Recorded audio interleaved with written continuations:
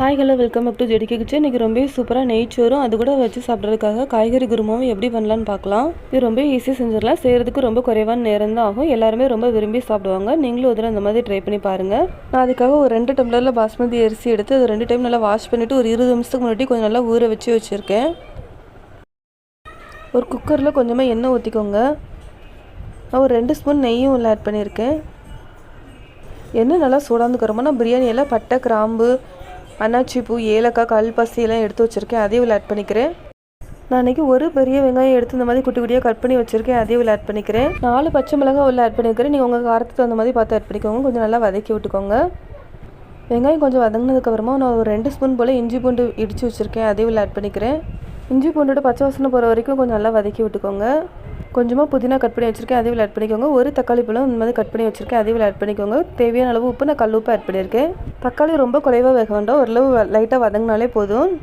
நான் ஊற வச்சுருக்க பாஸ்மதி அரிசி எடுத்து உள்ள ஆட் பண்ணிக்கிறேன். லைட்டாக இந்த மாதிரி மிக்ஸ் பண்ணி விட்டுக்கோங்க. இப்போ நம்ம தேவையான அளவு தண்ணி ஆட் பண்ணிக்கலாம். நான் இன்றைக்கி 2 டம்ளரில் பாஸ்மதி அரிசி எடுத்திருந்தேன். அதுக்காக நான் இன்றைக்கி 3 டம்ளர் தண்ணியை ஆட் பண்ணியிருக்கேன். நல்லா கொதி வரட்டும். உப்பு லைட்டாக செக் பண்ணிக்கோங்க. ஒரு கல் தூக்கலாக இருக்கிற மாதிரி பார்த்துக்கோங்க. அப்போ தான் நம்மளுக்கு வெந்து வர்றப்போ கரெக்டாக வரும். குக்கரை மூடி போட்டு ஒரு விசில் வர்ற வரைக்கும் கொஞ்சம் நல்லா வேக வச்சுக்கிட்டேன். இப்போ நான் காய்கறி குருமா செய்கிறதுக்காக ஒரு பேனில் கொஞ்சமாக எண்ணெய் ஊற்றிக்கிறேன். எண்ணெய் நல்லா சூடாந்துக்கிறோமா நான் ஒரு பல்லாரி இந்த மாதிரி சின்னதாக கட் பண்ணி வச்சுருக்கேன். அதையும் உள்ள ஆட் பண்ணிக்கிறேன். நான் இன்றைக்கி 5 பச்சை மிளகாய் எடுத்திருக்கேன். அதையும் உள்ள ஆட் பண்ணிக்கிறேன். நல்லா லைட்டாக வதக்கி விட்டுக்கோங்க. நீங்கள் உங்கள் காரத்துக்கு அந்த மாதிரி பார்த்து ஆட் பண்ணிக்கோங்க. நான் ஒரு 5லேருந்து 6 பூண்டு பல் இந்த மாதிரி உரிச்சு வச்சுருக்கேன். அதையும் ஆட் பண்ணிக்கிறேன். சின்ன துண்டு இஞ்சி இந்த மாதிரி கட் பண்ணி வச்சுருக்கேன். அதையும் ஆட் பண்ணிக்கிறேன். 2 துண்டு பட்டை ஒரு 5லேருந்து 6 கிராம்பு ஆட் பண்ணியிருக்கேன். கொஞ்சமாக கொத்தமல்லி தழை இந்த மாதிரி கட் பண்ணி வச்சு அதையும் ஆட் பண்ணிக்கோங்க. ஒரு 4 ஸ்பூன் போல் நான் இன்றைக்கி பொட்டுக்கடலை ஆட் பண்ணியிருக்கேன். இந்த சின்ன கப்பில் நான் தேங்காய் துருவி வச்சுருக்கேன். அதையும் உள்ள ஆட் பண்ணி கொஞ்சம் லைட்டாக நல்லா வதக்கி விட்டுக்கோங்க. ஓரளவு நல்லா சூடு அறனதுக்கு வரமா அது மிக்ஸி ஜாருக்கு மாற்றி நல்லா ஃபைனாக அரைச்சி எடுத்துக்கோங்க. நான் இந்த மாதிரி அரைச்சி எடுத்துகிட்டு நான் இன்றைக்கி காய்கறிகள் இந்த மாதிரி கட் பண்ணி வச்சுருக்கேன். 1.5 கேரட்டு, ஒரு 10லேருந்து 12 பீன்ஸு, ஒரு உருளைக்கிழங்கு, ஒரு தக்காளி பழம், கொஞ்சமாக பச்சை பட்டாணி இந்த மாதிரி கட் பண்ணி வச்சுக்கோங்க. ஒரு குக்கரில் தேவையான அளவு எண்ணெய் ஊற்றிக்கோங்க. எண்ணெய் நல்லா சூடாந்துக்கிறோமா நம்ம கட் பண்ணி வச்சுருக்க எல்லா காய்கறியும் ஆட் பண்ணிக்கலாம். இந்த காய்கறி குருமா செய்கிறதுக்கு ஒரு 10 நிமிஷம் போல தான் ஆகும். இது சப்பாத்திக்குமே ரொம்ப டேஸ்ட்டாக இருக்கும்.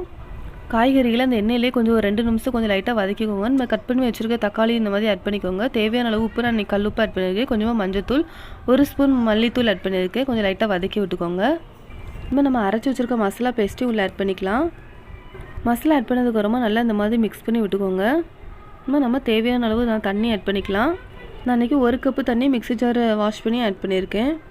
உப்பு லைட்டாக செக் பண்ணி பார்த்துக்கோங்க. நல்லா கொதி வந்ததுக்கப்புறமா குக்கரை மூடி போட்டு ஒரு விசில் வச்சு நல்லா வேக வச்சுக்கோங்க. இப்போ எனக்கு நெய்ச்சோறுக்கு நல்லா ப்ரெஷர் ரிலீஸ் ஆகிட்டு நான் ஓப்பன் பண்ணிக்கிறேன். இந்த மாதிரி கரண்டி வச்சு லைட்டாக இந்த மாதிரி கிளறி விட்டுக்கோங்க.